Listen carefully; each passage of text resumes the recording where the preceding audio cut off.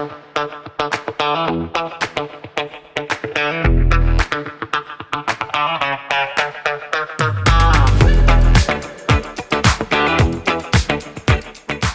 I have a curious question for you. When it comes to setting a plan, a strategic plan, or setting a goal strategy, have you ever considered first the things you want to start, second, the things you want to stop, and third, the things you want to continue? Now, this start, stop, continue is a great feedback tool, and we'll talk about that in today's episode with your team members, right? Whatever kind of team you're on, it's a great feedback loop that you can use in correcting or redirecting behaviors, which I fully and wholly support. But what we often miss when it comes into our planning process is identifying the things to start, the things to stop so that we can start, and the things to continue that are working really well for us. A lot of times people want to throw things out too quickly and move past things too quickly, and especially when it comes to anything around celebrating successes.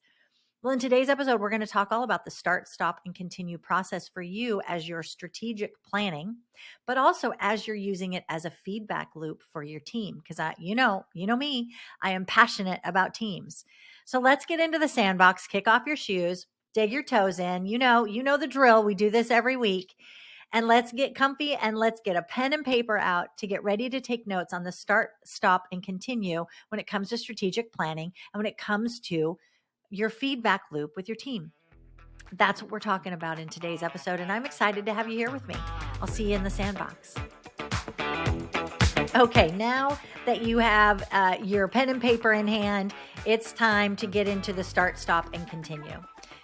As I shared before, it is a simple feedback tool that's used. It's a feedback loop, if you will, that's used to help improve performance within your team members. And it works. And it works when done correctly.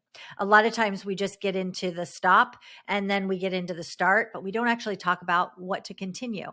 That continuation piece with your team members, friend, that's important for you to talk about because that's the celebration point.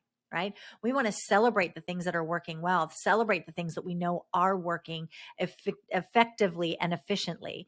And so that continue piece of the start, stop, continue, the trifecta approach to a feedback loop with your team is the celebration component. And if you've heard any of my conversations, podcasts in the past, you'll know that I believe in starting every meeting and every conversation with a celebration. Give the opportunity for people to go around the room. And if celebration is too much of a fluffy word for you, then I would encourage you to use the word continue. Start your meeting with going around the table and ask everyone to think about what is one positive thing that they want to continue for the next week, that they know that they want to continue because it's going to produce an extraordinary result. That gets people in that celebratory thinking pattern. When we're only focused on feedback from the stop and start perspective, we can drift quickly into the negative side, right? So start, stop, continue. You go to your employee and you say, "Hey, Joe, here's some things I want you to start doing. How do you feel about that? Here's some things I need for you to stop doing. Tell me what your thoughts are. And here are the things I want you to continue doing." And this is where the celebration comes in. It's an easy conversation to have, and it helps to up-level that performance.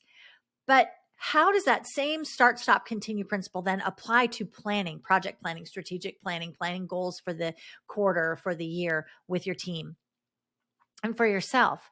Well, the beautiful thing about the start is it creates that list of ideas that we're not yet doing. That's our goal setting. That's our projection forward. That's the place we want to go to. We know that if we start doing X, we're going to achieve Y so that we get to Z, right? It gets us focused on the future and the promotion opportunity that we're going to have with all of the work that we do. And it gets people excited. It's that goal-centric focus right there. Start. What are we going to start? Gets people in that creative space. And this is where, get people on a flip chart, get people into, if you have a large team that you lead, get them into small groups, break them into small pods of maybe 4 people and have them talk about the things that they want to start in this quarter. Why do they want to start it? What will the outcome be? What are they hoping to produce as a result? How will it impact the team or the organization as a whole?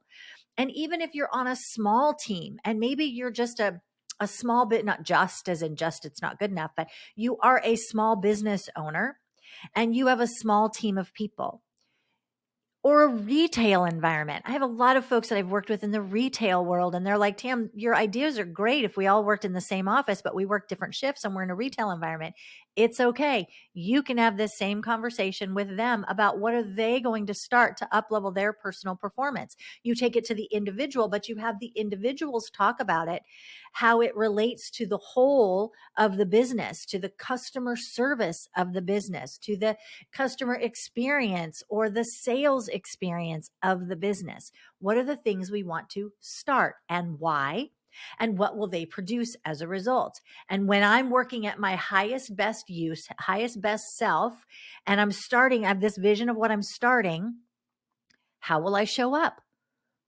What will I be like? Who do I need to be to start these? What do I need to have in my path or in place to be able to start achieving at this level? You see, we want to dissect all of that. It's not just a matter of, oh, I want to start. I'm going to use a personal one. I want to start exercising 5 days a week. Well, okay, that's great. But then I got to get into the why. And then I got to get into the what will it produce? So I'm creating a stronger picture in my mind, right, of what I'm wanting to start and seeing myself at that successful outcome. And then I want to get into how often or how or where or when and get the specifics in line of that goal that I'm starting. I want to get the specifics laid out. And you want to do this with your team, and your team can go through this as well, whatever the size of it. Maybe there's just two of you. Maybe you're the only individual. Then you want to get into a mastermind group. You've heard me talk about that before. Wherever you're at your level of leadership, or maybe you're aspiring to be in leadership one day, adopt this tool now, this start, stop, and continue tool. You adopt it now. When you get into leading other people, friend, I promise you, you are going to be miles ahead and so much more productive and effective as a leader who's got this skill and this quality about them, that understands the value in identifying what we're starting and getting the clarity and the specificity of those items we're going to start doing so that we can achieve the clarity and specificity of the goal that we've set. Once you get that listed out, right, that you can actually now see how we can improve and see the changes that we want to start making and doing so that we achieve more. We want to actually then go into the stop list, because now let's be clear. Some people start with the stop list first before they go to the start. No. I want to get into the creative mindset first. I want to get people into the what's possible. I want to get them into the excitement of building something new. Then we go into the stop. So if these are our goals that we're going to start, or these are the behaviors that we're going to start, or these are the actions that we're going to start, then what is it that we might want to stop so that we have more, right? More capacity or more time or more effort and energy can go toward that start list. What are the things that no longer serve us? Write that one down. What are the things that no longer serve us? Maybe we've just been making excuses for them. Maybe we've just been kind of brushing it aside or sweeping it under the proverbial rug, and we're tired of tripping over it now, right? Make your list of stop, because these things that we currently are doing, that we identify that we want to stop because they're not adding value, that's key to free us up to move into that start list that we've already identified. The stop is important, but it comes second in the process. Why? Because I want us to be in a creative space. I want your team to be in a creative space of moving forward, not stuck in, maybe we're oftentimes, I'll say it this way, I'll get in with teams and they'll go into the stop mode and they get stuck there and they dwell there too long because they get into the negative mindset behind, or the negative framework behind what's not working. And we then overanalyze and over discuss way too long the things to stop doing. I want to move through this quickly. Identify them quickly. What are the things to stop doing? Why do we want to stop doing them? Why? Because they're no longer serving us. What are they no longer serving? And if not this, then what? What are we replacing it with? Where's the item on our start list that we're replacing it with? Or are we stopping it because it's really just not adding value, and it was something that never ought to have been on our to-do, right? Our to-do strategy from before, and we're just being bold and taking it off. You know, I have a motto: slow to hire, quick to fire. You might have heard me say that before, not to step into the HR people or to cause all of my friends and followers that are HR focused that, to cause you to have heart palpitations. But my reason for that is this: when you identify that someone from a behavior standpoint or a performance standpoint is not serving the team, and you've done the parts that you can, right? You've done the parts that you can to get them to identify the behaviors that we want you to start this, and we want you to stop that, and we want you to continue this. You've actually done that with your team members and they're still not getting it. It should be a pretty quick, if you've done your job as the leader to be really clear with the expectations, it should be a really quick decision to get to. But slow to hire is taking longer, right? Taking longer to identify who the right who is, the right seat and seat, not because, oh, I like them, they're going to be a great fit for the culture. Nope, wrong. I want to know that they're going to be the right fit for the outcomes that we're wanting to get produced. I can work in the other aspect of it, but I want them to know that they've got the skills and they're going to be the right fit to get the outcomes that we're wanting to produce. We're not just filling a gap and filling a seat for the sake of doing that. This start, stop, continue works in the same way. We identify quickly those things to stop, and then we stop them quickly, right? I do want to take a little bit longer, and I want to be a little slower in the process of the start. We're going to take more time on that, and we're going to go over it. The stopping things, why I say move through them quickly, is to not dwell in them, right? Because then we get into, well, what do we want to continue? And why do we want to talk about what we want to continue?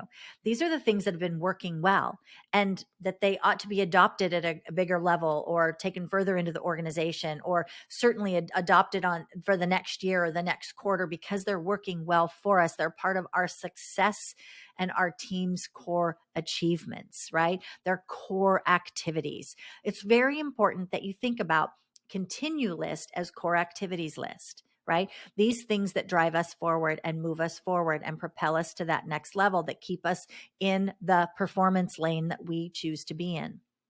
The way that we've set it up this way is so that when we go into the continuation is, yes, we're celebrating. These are the things we're doing. This is why we do them. And this is how well they work. And this is why we'll continue to do them, right?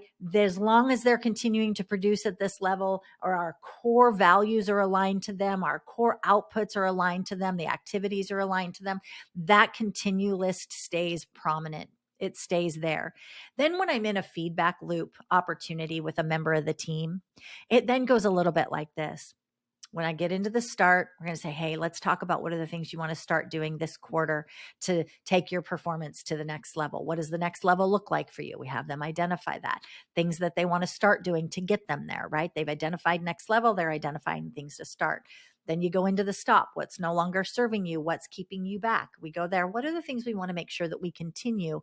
Because here are the things that I see are working really well for you. And we go through the things that are working really well. And then we have them tell us what's working really well. And we come up with that list of what they want to continue. That's the one-on-one feedback loop. With a team, it works the same way.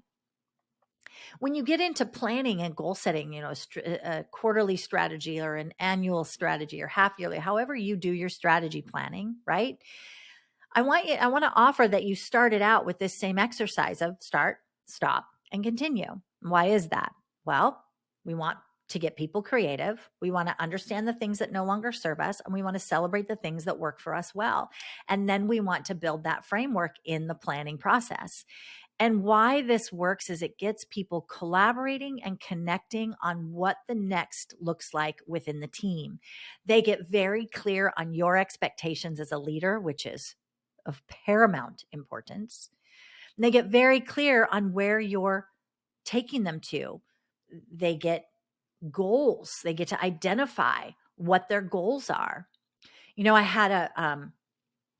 I actually had a conversation with a client. It's been quite a while now since this conversation happened, but it stuck with me for quite a long time when it came to, who drives the goals and who drives the initiatives within the team. And the leader was very frustrated because they were like, Tammy, why would I put that over? I'm supposed to know as the leader what the goals and initiatives need to be. I'm the one that gets it from the CEO, so I should know and then give them to the team. Yes, you ought to know. I believe, don't should all over yourself, right? That's not a new one. I really ought to put that on a t-shirt, but I don't think it would fit right on a t-shirt.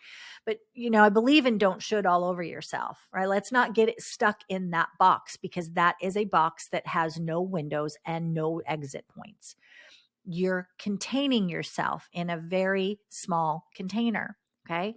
When we should on ourselves. What you ought to do, what is best for you to do as a leader, is to have the direction from the leadership above you, what the goals are, what they're saying needs to happen within your team.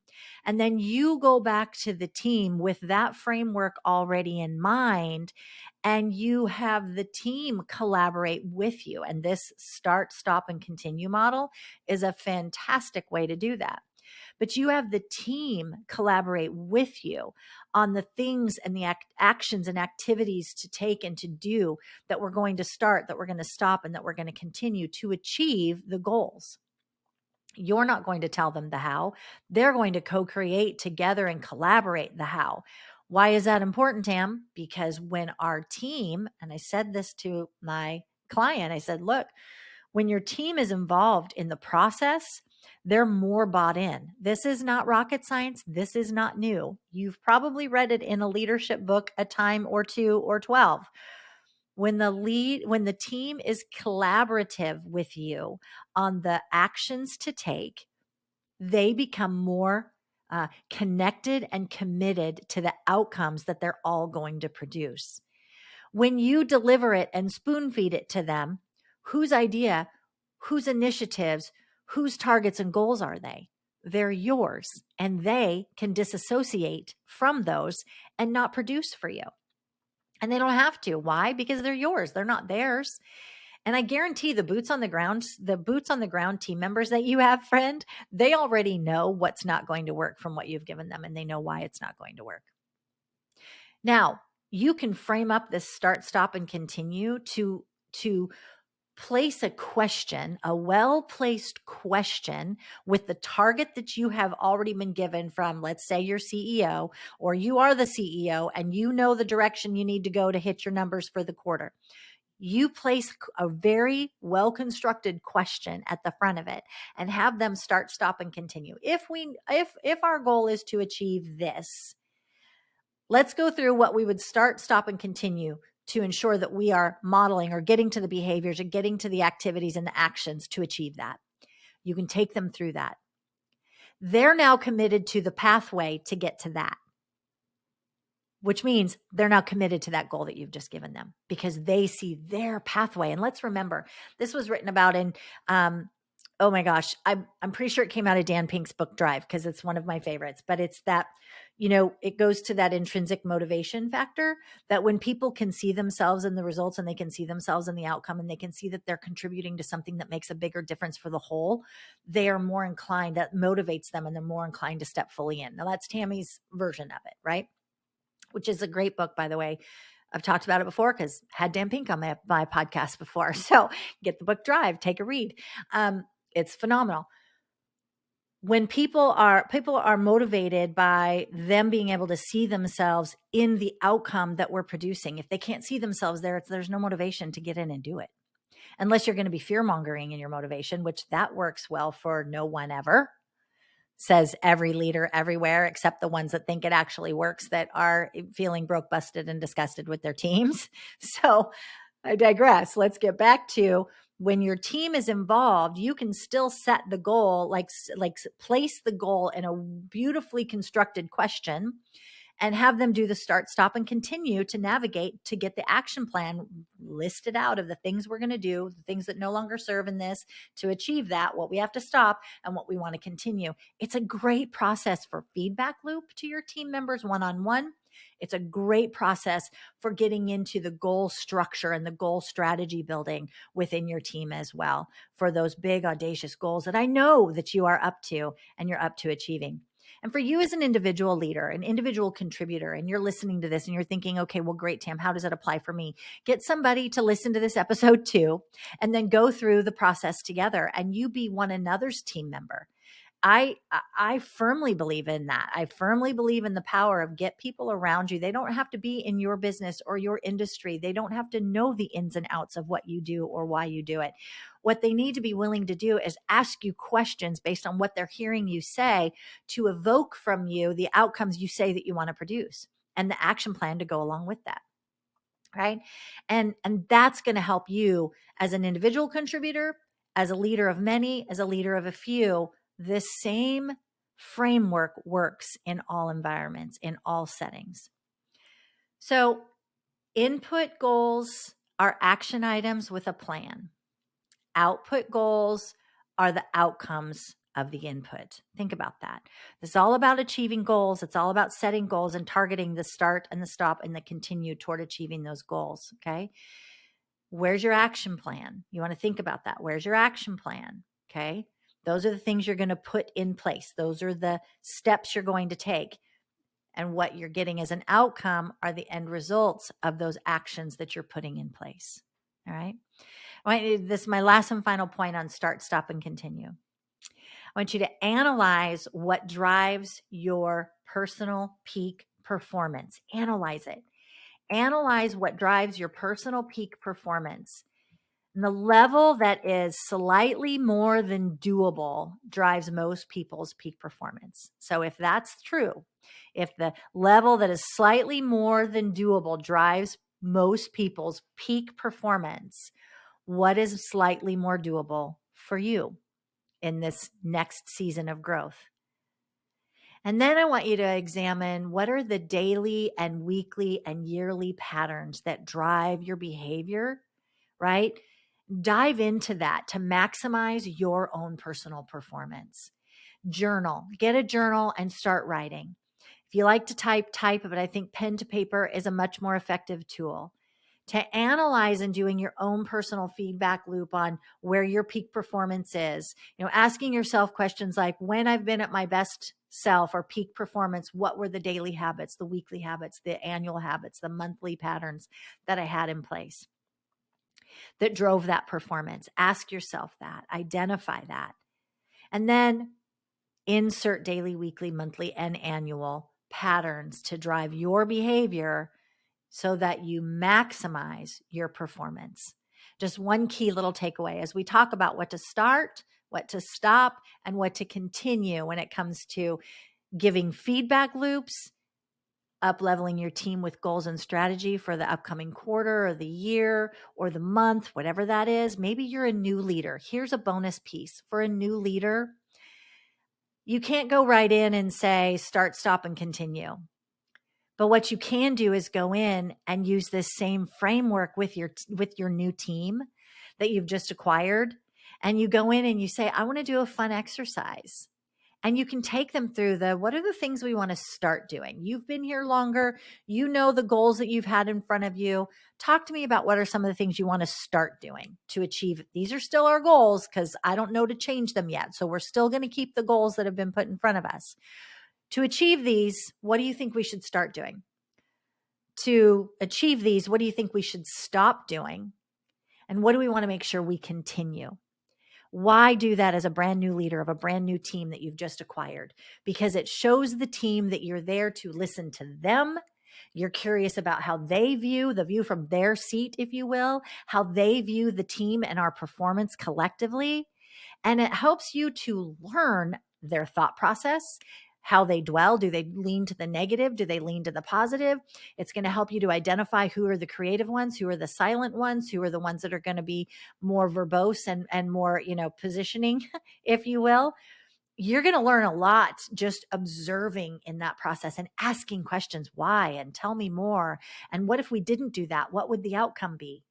Those are just some really simple questions to ask, because one of the things that I think where new leaders that have acquired a team maybe fail, I'll say it that way, most quickly is not taking the time to get in and really build with that new team from the new team's perspective, right? These are new people to you, but they've been doing the job longer than you. So now you're there to lead them and everybody's already conjured up their whole attitude about you, right? So, how do you go into that environment and connect with them and collaborate right from the start and show them they are valuable and what they have to say is important? So, we have covered a lot today with this start, stop, and continue. And I want to encourage you to head on over and get today's action plan. It is going to be packed with some great visuals as well on this model of start, stop, and continue that you know you're going to want to use, and you're going to probably find a value to use with your team and or in that next meeting when you get to talk about goal setting. Start that list of starts and the stop list and the continue list. And remember, every opportunity is really just one bold conversation away. It's just one bold conversation away, or maybe better placed, it's just one bold question away. So to find your next best opportunity with your team, with yourself, what's the question that you haven't been asking yet? Think about that. Thanks for joining me today. I look forward to seeing you again soon in the sandbox. Make it a great day. Hey, thank you so much for joining me in the sandbox today. I am always so honored when people come and hang out and play in the sandbox, learn about powerful questions and bold conversations as we're cultivating excellence and inspiring actions in ourselves and in others. And make sure you head over to tammyjbond.com/podcast and click on this episode so that you can get your copy of today's action plan. It is filled with great content and great tools and some graphics that you're going to want to use to support the learning from today's episode. Now, remember, this is not a world about have tos. It's a choose to, get to, want to world that we live in. So what are you choosing today to transform your tomorrow, your next bold conversation, and your next goal setting and strategy setting session with your team? Thanks again for joining us for this podcast. We'd love it if you take a moment to share this episode with a friend, with a colleague, someone that you think could truly benefit from the content that we've shared here today. You can make it really easy by going into wherever you download this great content and share the link with them. And if you'd repost it on social media, I would love that. Make sure you tag me in it so that I can give you a shout out on an upcoming episode. Thanks again for joining us, and make it a great day.